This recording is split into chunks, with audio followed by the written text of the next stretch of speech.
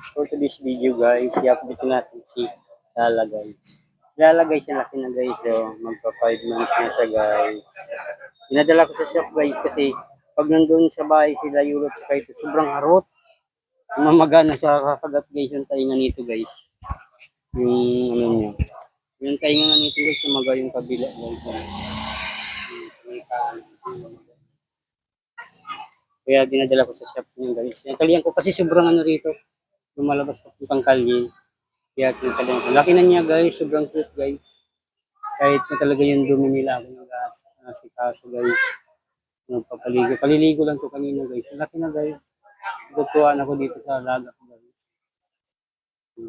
Yung father nito guys, yung Labrador. Tapos yung mother niya is Aska lang. So, laki na guys. Lala! Lala! Dito. Tinak! I-picture ka mak. Picture.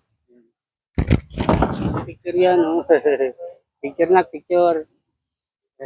Nantok na? Dito na, picture muna. Oh, sit. Sit yan, down. Good yan, good girl. Sige, nantok na yan.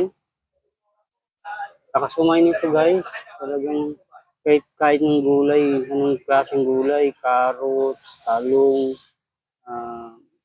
yung palaya. Basta yung palaya, huwag sobrang pait kasi pag pait, hindi na kayanan nila. Pinakain ko sila sobrang pait. Pag-iisa lang, pangalawa ay na yun. Pait ang sobra. Wala silang pili, kangkong, yung patula, kumakain guys. Wala silang pili. Kaya nga, pagka nakita ito ng pagkain, okay lang sinasabay ko kasi baka magkakabakterya. Kailangan talaga dugtod lang sa mga gulay. Nagdala ko sa shop siya lagi. Yung dinadala ko minsan yun dito. Pero ito sila lang madalas. Nadala. Babae naman itong sila lang. Kailan sobrang harap to guys. Masarap pa din sa lalaki. Mas malaki siya doon kay Yolo. Paki-share lang guys. Paki-like and share ang follow sa ating video guys.